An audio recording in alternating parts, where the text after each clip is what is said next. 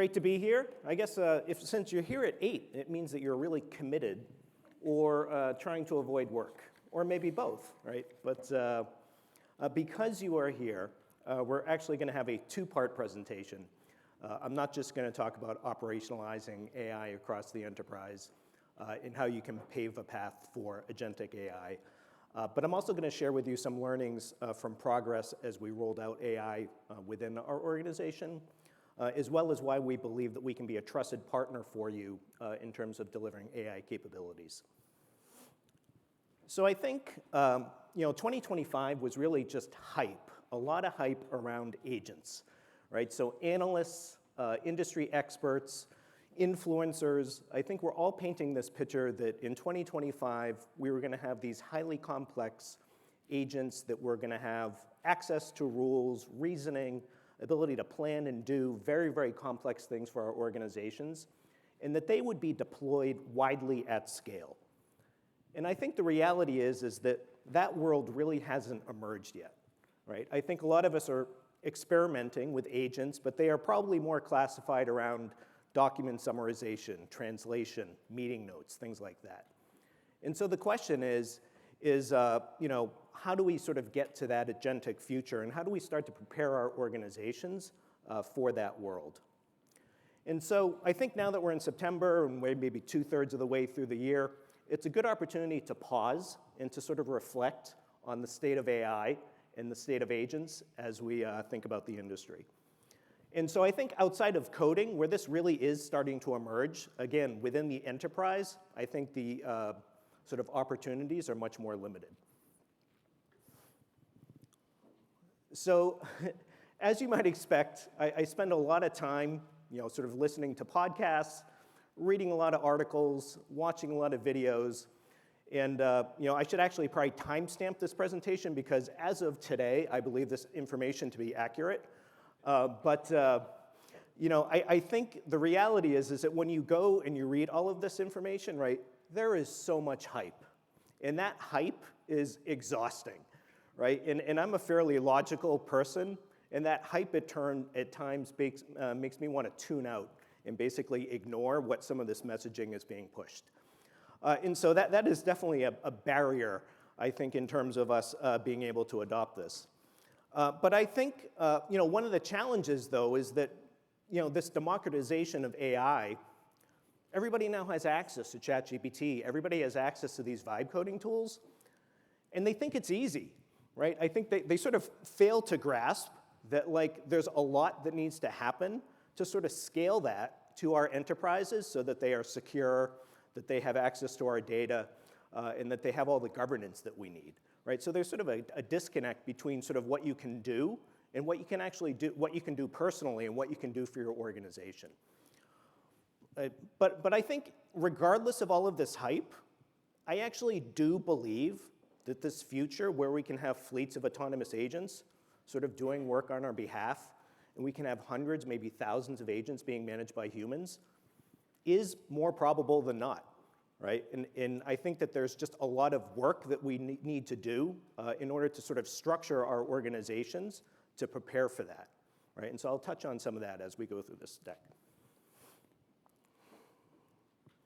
So you see this in the news as well, too, right? So it is all over the place in the news as to whether or not AI is going to be great or it is going to be the ultimate sort of con job of all time, right?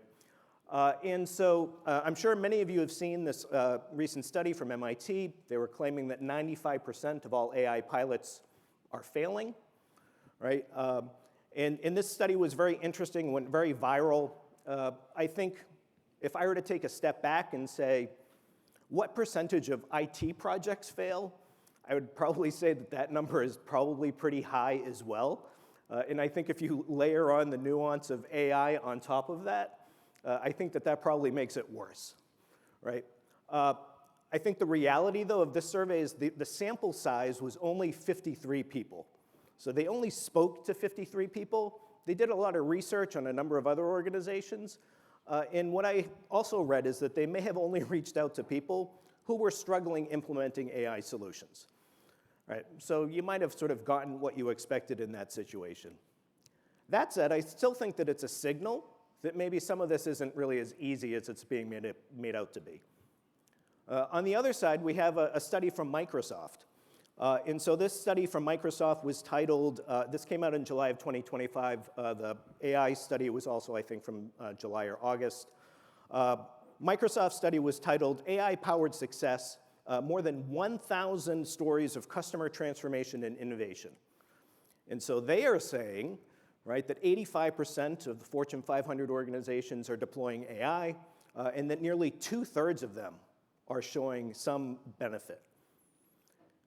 And so the question is, who is actually telling the truth here, right? Like, it's very hard to sort of figure out what are people actually doing, and I've actually heard this when I've spoken with some of you throughout the conference as well, too.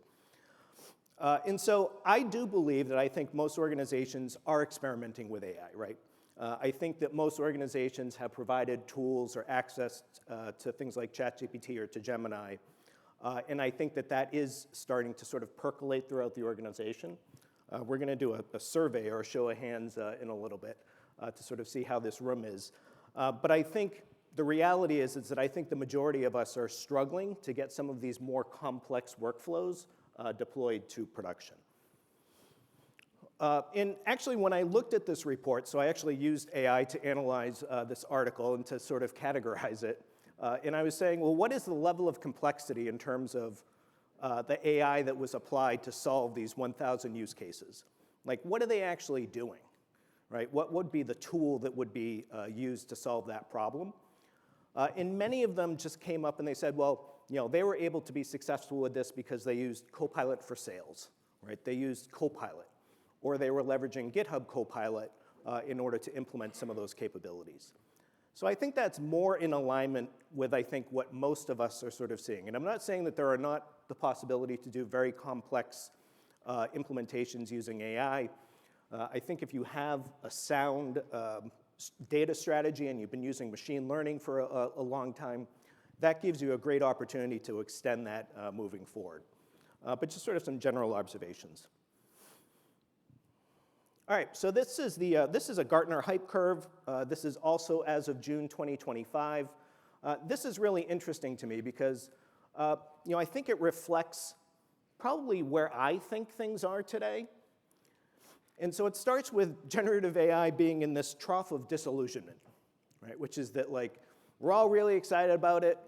You know, we've been told to sort of go use it, but now we're like, now what do we do, right? The other interesting thing on this is that AI agents are at that peak of inflated expectations, right? So probably right where it sort of feels as well, which is that everybody's saying use agents, but when we actually go and we try to build these agents, we are like, what is going on, right? But you know, I think one of the things that is also good is that knowledge graphs are actually in that slope of enlightenment. And so I know that that's something that we've been talking about the last couple days and is somewhere that you can actually drive some real value with AI. So I think the question is, given all this disparate data, you know, what is the path that we should be taking as an organization to sort of move forward? And so, you know, I think I'll take a step back, right? I think one of the proven ways that AI can help people today is really by augmenting, not replacing, sort of knowledge workers, right? It is fantastic in terms of accelerating our ability to sort of brainstorm new ideas, to get feedback on things, to generate images, videos, things like that. And I think, similarly, the best way that AI can help organizations is to similarly augment existing systems and processes that we have in place, right, and not replace them. And so the question is, what are the building blocks in order to do that? And I think a lot of these building blocks are the same types of building blocks that you would have if you were just doing any IT project, right? It really starts with sort of just having a sound understanding of the problem to be solved, right? And what success looks like for that problem. And I think the second part of that is really from a process perspective, understanding what that process looks like and how you would measure success over time.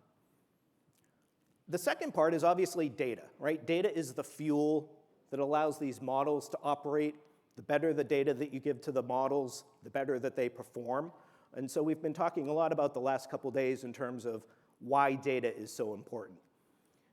And then I think the final thing is technology, right? So applying the technology in the right pragmatic way to actually solve that problem.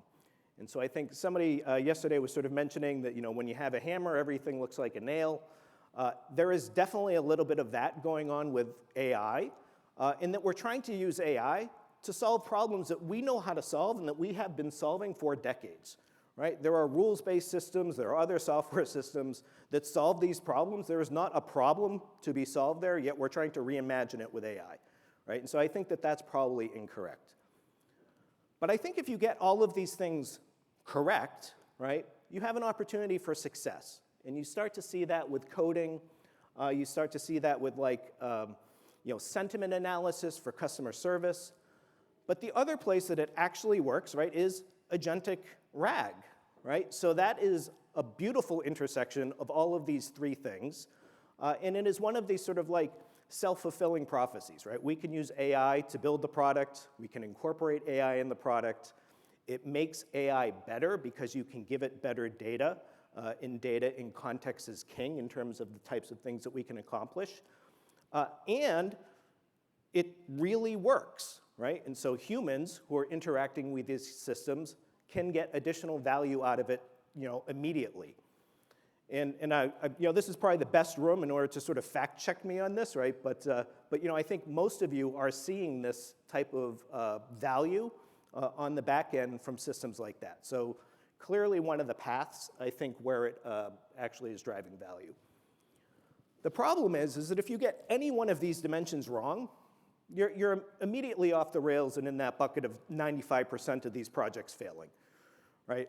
It does not take very much to get off track and to get these things to just be totally miserable, right? And I think that leads to a lot of disillusionment and a lot of sort of the headwinds that we see in the organization as we try to push this out. All right, so I promised a survey. This is to see how awake all of you are. But how many of you today have access to ChatGPT or Gemini or something like that in your organization? All right, everybody. This is good, or most everybody. How many of you, so a different question, how many of you are using Microsoft and the paid version of Microsoft at work as sort of your platform? Okay, fair amount. All right, how many of your developers have access to AI coding tools? Okay, maybe half the room. In just a couple personal questions. How many of you have personally used deep research? Okay, and how many of you have used maybe something like Notebook LM? Okay. So I asked those last two questions. So we'll talk about sort of some of the data and compare it to some other organizations on some of the following slides. But sort of as an aside, right, if you could only do one thing to sort of uplift your entire organization, I would say get them to really understand how to use Notebook LM in deep research, right? That will change your business potentially overnight. And I don't think that is hyperbole. The reason that I'm saying that is that most of what we do is we do a lot of research and we do a lot of learning, right? In both of those things, maybe that's 5, 10, 15% of our daily activities. Those tools can dramatically accelerate your ability to do both by an order of 10 or 15, right? It is ridiculous how quickly and how well Notebook LM can sort of distill and give you different types of information. All right. Did I hit the wrong button? Oh, wait. Oh, okay, no, I didn't. All right, so what is the challenge, right? So I think lots of hands in the room. I think you're all generally aware in terms of some of the tools and using them on an ongoing basis. The problem, I think, for us and the opportunity for us are all the people that are not in this room or who may not be as aware in terms of the impact that generative AI can have in terms of your productivity and the types of outcomes that it can drive for your business. And so when I personally speak to some of my friends, to my family, who are employed at universities, who are doctors, right, they don't really know what's going on, right? They're asking me when is AI going to end the world? That's the typical question that I get, right? And so, I don't think that they are thinking a little bit more strategically as to how this can actually sort of be instrumented in order to sort of change things, right? And so I think that there's a big gap that really exists there. And so, this is an adoption curve. I'm sure all of you have seen an adoption curve like this. The reason that I'm showing an adoption curve is to sort of talk about some of the data that ChatGPT and Meta sort of shares. And so ChatGPT claims that they have over 700 million users that are doing 2.5 billion chats a day, and that number has doubled perhaps over the last 8 months, right? Meta is claiming that there are over 1 billion users that are leveraging AI on a day-to-day basis. And so if I were to throw out numbers like that to you, and you consider that there are 8 billion people in the world, at least that's what ChatGPT told me, so if it's wrong, you would think that we are way off to the right in terms of this curve, right? But that's not really, I think, the reality of where we are today, right? Maybe there are people that are using AI, but they are not driving outcomes or real benefit from AI, right? When you actually look at what some of these people are doing, and actually there's another, I think there's an Andreessen study that came out just in the last couple weeks. It was the top 100 generative AI use cases, and it was both web and mobile. If you look at that list, there is a lot of garbage on there, right? It is a lot of like, I can talk to my chatbot, right? 700 ways to create an image, 700 ways to create a video, right? The amount of productivity tools or the amount of serious apps that these people are using, very, very limited, right? And what is Meta doing? They're taking credit for like when you go to Meta or you're on WhatsApp or on Facebook and you use AI to generate an emoji, and it creates an emoji, oh, you used AI. It's like, well, that really is not helpful at all, right? So I think we're over-projecting the knowledge that people actually have with AI and what they can do with it. And I think that that really is the green space, or the white space, I'm sorry, for us as organizations to sort of drive moving forward, is that we very much are in the bubble, and that most people, despite all the hype, are not doing what they say that they are. So let's look at some more data, right? So this data, I'm going to admit this data is old. So this data is from was collected late last year. The report was published early this year. However, I think it is directionally interesting in terms of sort of painting this picture in terms of where people really are. And so I'm going to apologize. This is an eye chart. So each column is a different industry. Each row is a different functional area supporting some area within that industry. And the size of the bubble should go to 100%. And the size of the bubble represents the percentage of people who are regularly using generative AI in that area. All you need to know for now is that at the time of this survey, which is admittedly old, there was only one bubble that was greater than 50%, which was marketing and sales and technology. Shashi is very excited. He'll be presenting next. And so I think, at least according to this survey, right, the vast majority of people are just getting started.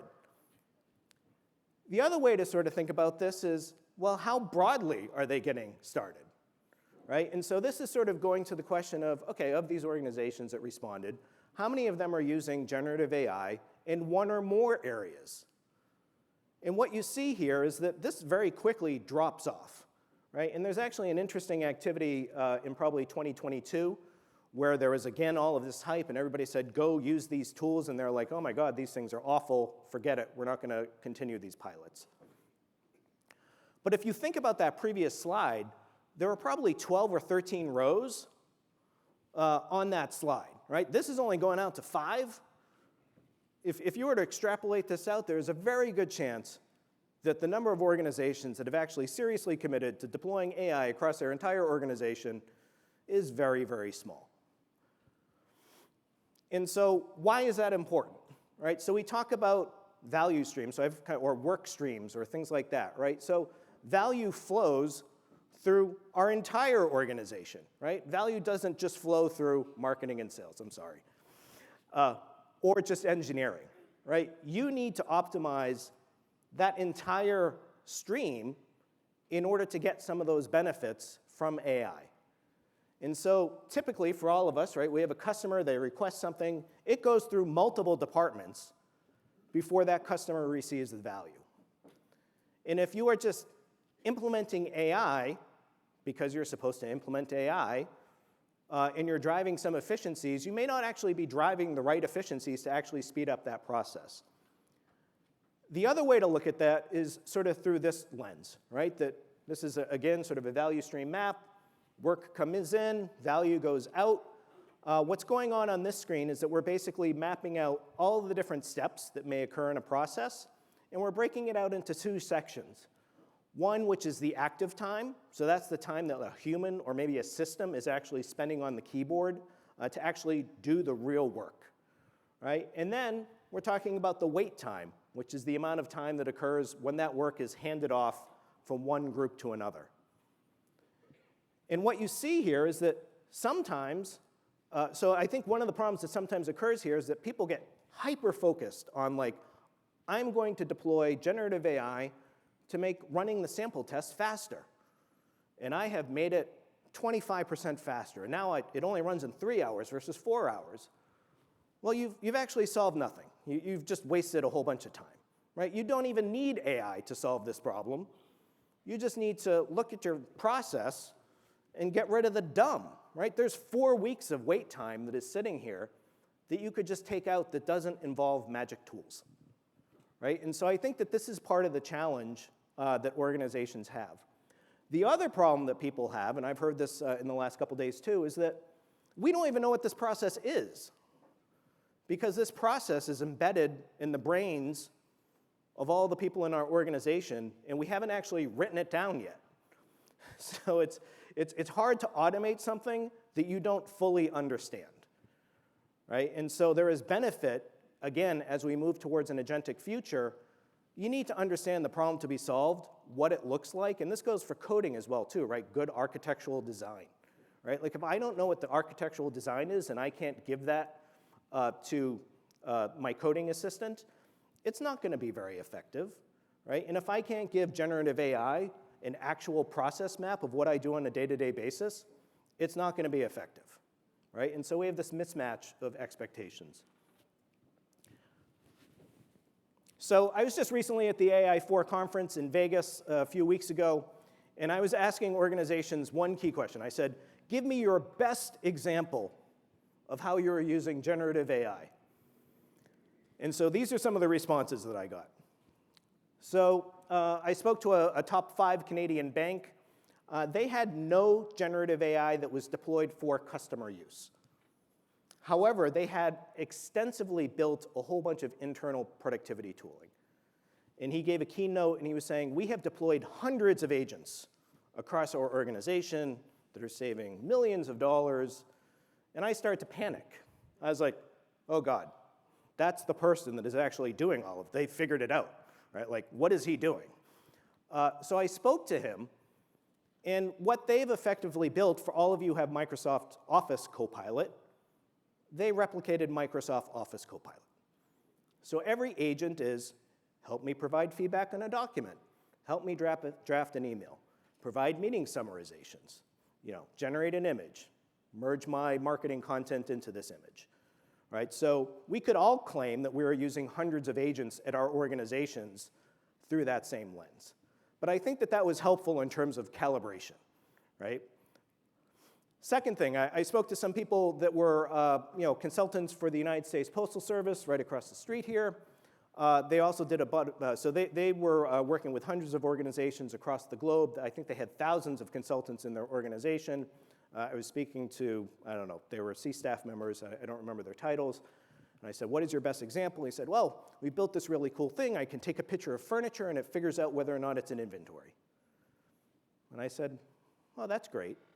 But that's actually something that I vibe coded over a weekend where I took pictures of bouquets, and I said, identify the flowers and price them out. That's not a particularly difficult use case to solve. I spoke to an IT organization that was managing hundreds of hotels in the Dubai region. I said, what is your best use case? And they said, oh, we got one. It's been great. We have a bunny that is dancing, a virtual bunny that dances in our lobby to try to get people to come. And it's gone very viral on TikTok. And it's actually created a problem because people are coming to see the bunny and to take pictures of the bunny, and the bunny does not exist. I was like, great, good for you. School system. So they were using AI to answer questions about policies. Finally, a serious use case, right? So excellent application of RAG, right, in terms of how somebody could actually tactically use this. But I think the reality is that the majority of the people there and the majority of the sessions were still geared towards people just, how do I get started? Where do I start, right? That was definitely sort of the sentiment in terms of tell me what you're doing. So I think the takeaways here are that, like, don't believe the hype, right? There is an enormous amount of hype, but don't use as an excuse to not start running experiments, right? You have to live, breathe, play with this in order to sort of understand where the edges are. I think it's really important to understand the problem to be solved and how you're going to measure success, because otherwise you're just going to be sort of flailing at the problem. We all know the importance of data. It's more than just having the data. It's sort of understanding how you need to best ingest that data and extract the data that really starts to eliminate the hallucinations and improve the accuracy of the results. And then I think, if you do these things, what it's going to do is that it's going to prepare you for this agentic future, because if you really understand what are the most important value streams in your organization, and you really take the time to understand what is the data that is going to make you successful with that, then you can actually start driving some of these critical outcomes for your organization. And I think also by enabling everybody in the organization, right, they are going to sort of live and breathe this and grow with it. When agentic AI is actually here, you're going to be in a much better position to sort of take advantage of that. All right. Oh, I had 2 more bullets. All right. So that is the first portion of the presentation. And now I have 20 minutes to do the second part. All right, so I promised that I would share with you some experiences with us rolling out AI across Progress. I'm first going to start and recap some of the things that Yogesh talked about yesterday in terms of our AI strategy. I will go through these slides quickly because I think Yogesh spoke to them well. Anyways, Yogesh mentioned that our strategy is to invest and to innovate, to acquire and integrate, and to drive customer success. Why do you care about this? Is that I think all of these are great opportunities for us to accelerate with AI, right? And so this is part of our why, which I'll get to in a couple slides. When we talk about sort of this, we're sort of trying to think how we can infuse AI across all of these different pillars and really make it part of our DNA. And so the question is, if we do these things, why should you in the room actually care? Like, what is the progress advantage in terms of implementing AI? And so I think these are some of the reasons that we believe that you should trust us. So Yogesh mentioned that we have hundreds of thousands of customers. We have millions of developers that are in our network. Why do you care that we have lots of customers? The reason is that we have customers that are across all sizes of industries, small, medium, large, and across all of those different fields that I was showing in that previous slide, right? This gives us an opportunity to really very quickly and effectively capture feedback as we build and iterate on some of these solutions. And so one of the things that is happening, right, is that we are better at and faster at building some of these experiments and running some of these experiments with people. And so now we can sort of do a much better job in terms of tailoring those. When we talk about established relationships, I know that Microsoft is here, and I know Amazon is here as well, too. Honestly, there is not a day that does not go by where somebody on Amazon or Microsoft is not talking to somebody on my team, right, or somebody within the organization. They are really vested in ensuring that we are successful, being able to deploy, build, manage these things at scale, that our engineers are getting upskilled and getting access to the right resources, right? They both believe that their success is our success. And so we have a hotline to those organizations, which is very, very helpful because a lot of this stuff is just being figured out. And as Yogesh mentioned, right, you don't have to worry about us being in business, right? So again, I was speaking to some VCs at AI4, and lots of people have lots of great ideas. I don't know if I want to trust my mission-critical operation to somebody that just graduated business school who doesn't fundamentally understand my business or my problems and worrying about whether or not they're going to get the next round of funding. And then I think the other thing that people really enjoy working with Progress with is that we have world-class support, right? So we've won a number of awards, but you can find us and you can talk to us, right? We're not sort of layered behind miles of bureaucracy in order to actually speak to somebody when you have a problem. So these are some of the ways that we believe that we enable customers to win with AI. So I think all of you know that the models, for better or for worse, are trained on the summation of the world's knowledge, right? But what they do not have access to is data that is stored in or transmitted through your systems, right? And so we really can help you enable and connect the dots with that data to drive better outcomes for your organization. One of the other things in addition to data is basically context. So you can get much, much better results with these models if you ask it much, much better questions and you provide it multi-shot examples in terms of what good looks like, right? That's something that we know a lot about because we've been looking at that for decades again, right? We have a lot of domain expertise that can really help refine how these models how these models work, I'm sorry. And we have a lot of examples of this already from a coding perspective with the DX tools, with OpenEdge, where we are developing coding assistants using just that strategy. We have a lot of products in our portfolio. I think most of you only have one or two. Why do you care that we have a lot of products in our portfolio? Yogesh talked about this yesterday as well too. All of these products are innovating like crazy with AI, right? They are all running different types of experiments. They're all looking at different angles in terms of how we can leverage that for their products. But I think for most of you who have used AI, a lot of the techniques and the frameworks are very similar.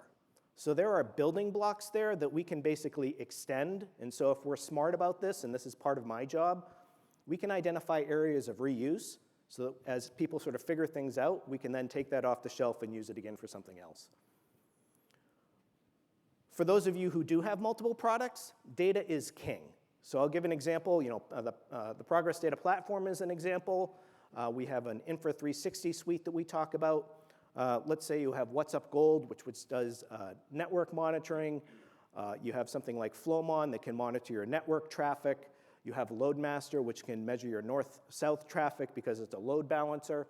The more that we combine those products together, the richer insights that we can provide in terms of what is actually going on within your organization. And then, a lot of this came up, and I think in a talk next door yesterday, which is that a lot of securing these systems, which is what we're all concerned about, is again sort of just baseline IT sort of best practices, right? Making sure that you have, limiting the access to the systems, making sure that you have proper development staging production environments, in really sort of just having a sense in terms of how to do this at scale, from a maintenance perspective moving forward. And then I think the last thing is to be a trusted advisor to all of you, right? So the challenge is that there is so much going on. I don't think that you just need one trusted advisor, right? I think that you need a team that you can sort of trust and bounce things off of in order to sort of figure out what is going on in the market and what might be most appropriate for you. All right, so this is my role. These are words, right? So I need to change the culture, uplift the engineering effectiveness, accelerate the roadmap. Again, why do you care? I'm trying to make sure that our organization is best positioned to deliver the best and the most trustworthy AI capabilities for your product, for your organization, right? It's really as simple as that. And these are some of the ways that I'm trying to action that. but at the core, your success is our success. Now, part of that is, we're trying to take an employee-centric approach to this. We have mentioned multiple times that this is not magic, right? You cannot just expect to dump these tools on your team and expect them to be successful, right? This is a journey that you need to take your organization on, and it's part of my responsibility to do that at Progress. And so, I think part of this starts with the why, right? So I think a lot of times it's like a rhinoceros, right? They're trying to sort of come in, and management is just bull rushing you in terms of, you need to use AI, you need to use AI, but they don't actually tell you why you need to use AI, right?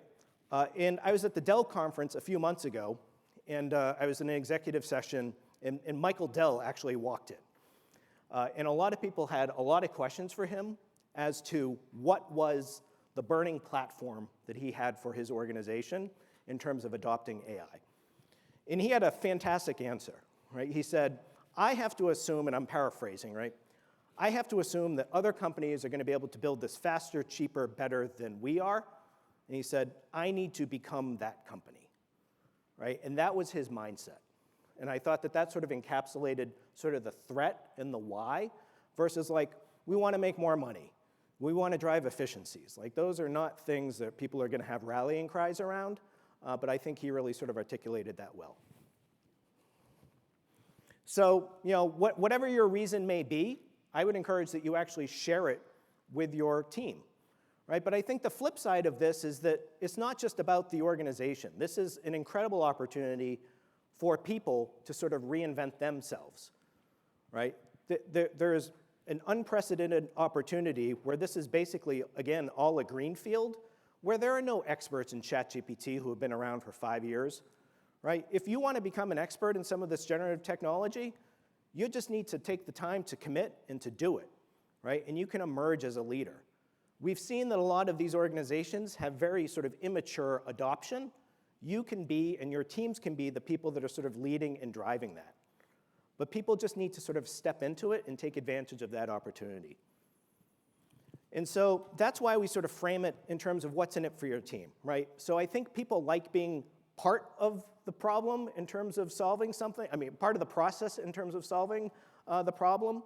And so, again, I think this really gives you an opportunity to sort of go and reinvent yourself and have people establish them as experts. But if you do believe that humans are still at the center of this, right, which I think I do at least for the next few years, the question is, what does that mean, right? And so I have this expression, and I've used this in some other trainings, which is that knowledge is not understanding. So again, these LLMs have infinite knowledge, right? But to some degree, they don't have a clue, right? They don't have a clue about your business, your relationships, the nuance, right? I've done that thing before in the past, but it didn't work, right? And so I know on paper that looks like the right thing to do, but actually it's not the right thing to do for us. And so I equate this to sort of like cooking, right? So it's a sort of a funny reference here.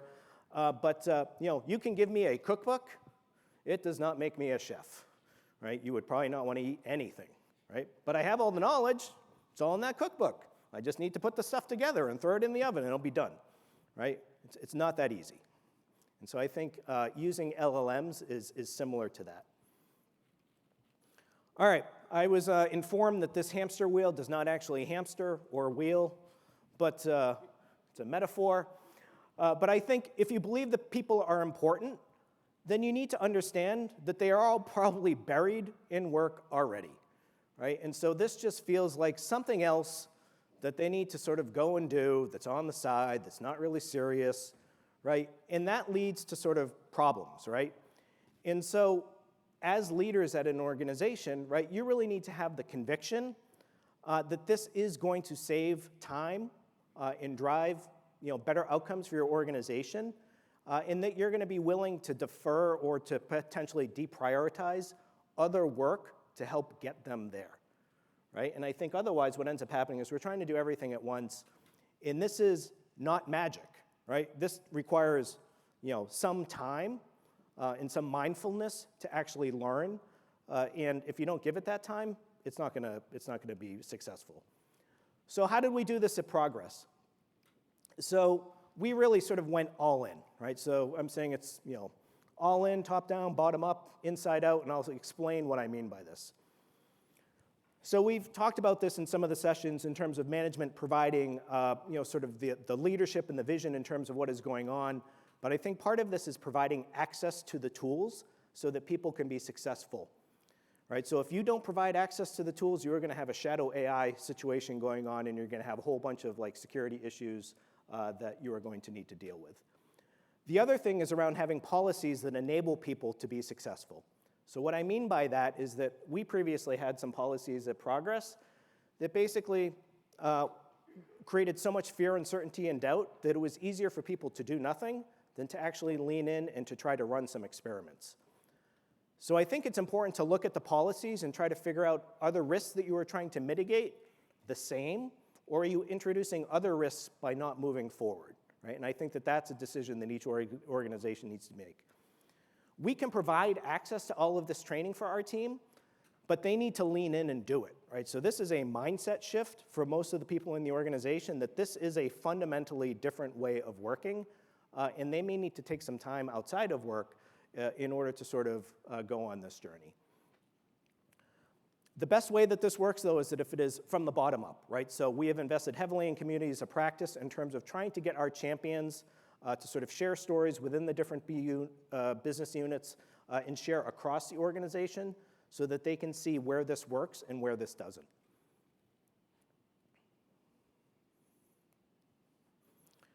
We've had some outside speakers come in. So sometimes I have kids, although they're older now, right?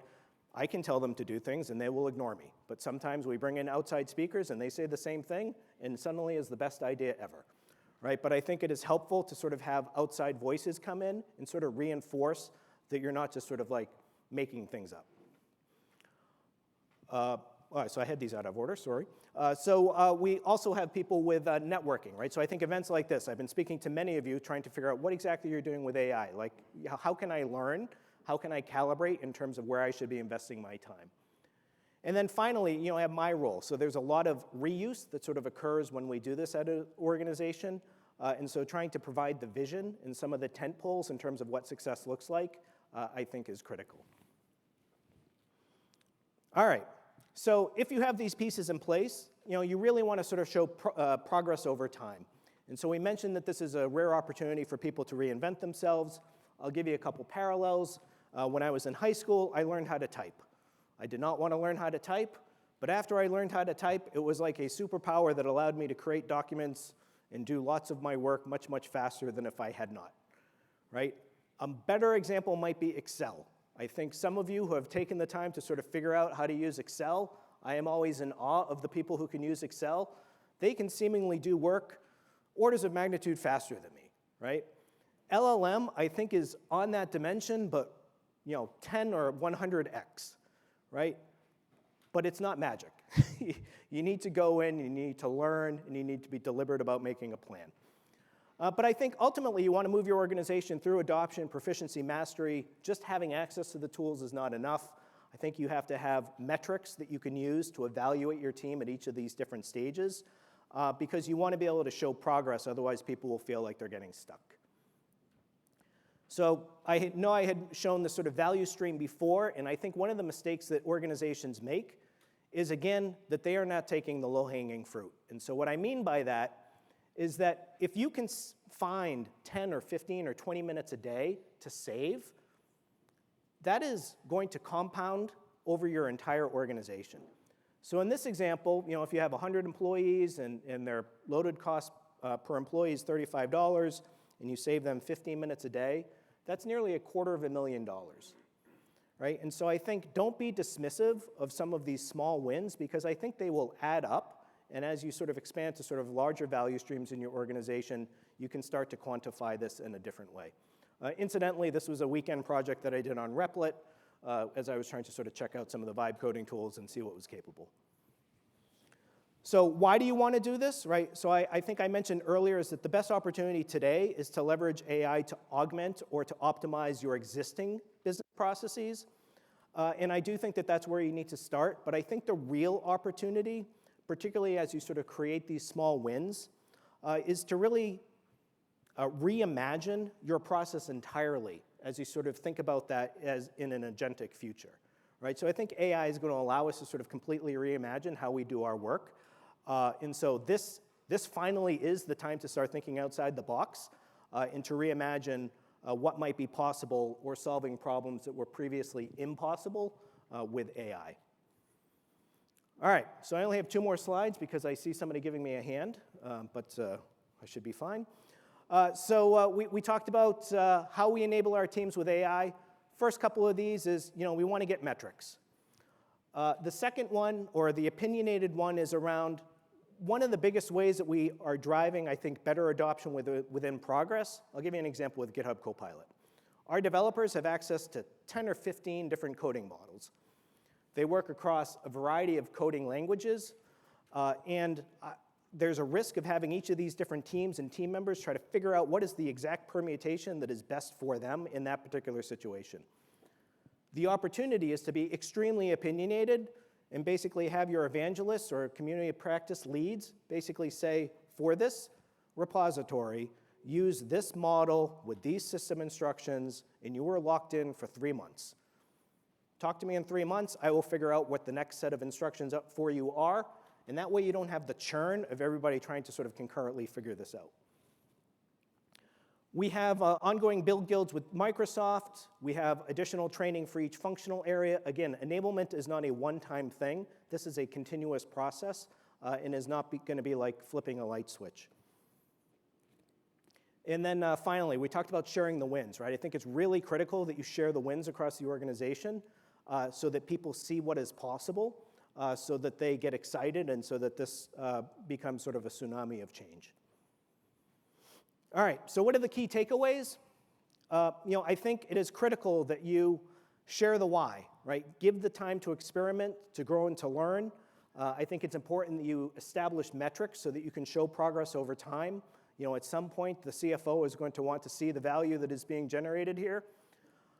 The second thing is take those quick wins, right? I think that is going to create the space because people are so overwhelmed, right? If you can get them 15, 30 minutes a day, they might be able to get in the right mind space in order to pay a little bit more attention to what you are saying. And then, I think it's, you need to commit. Management has to commit to being all in on this transformation, right? Enablement is an ongoing process, and it's really critical that people dive in, they allow things to be a bit messy, in that you allow the organization and for people to grow with those tools as they mature. I think that this is really going to give companies the best opportunity to achieve transformational success with AI, particularly as AI evolves and as other disruptive technologies emerge. So thank you.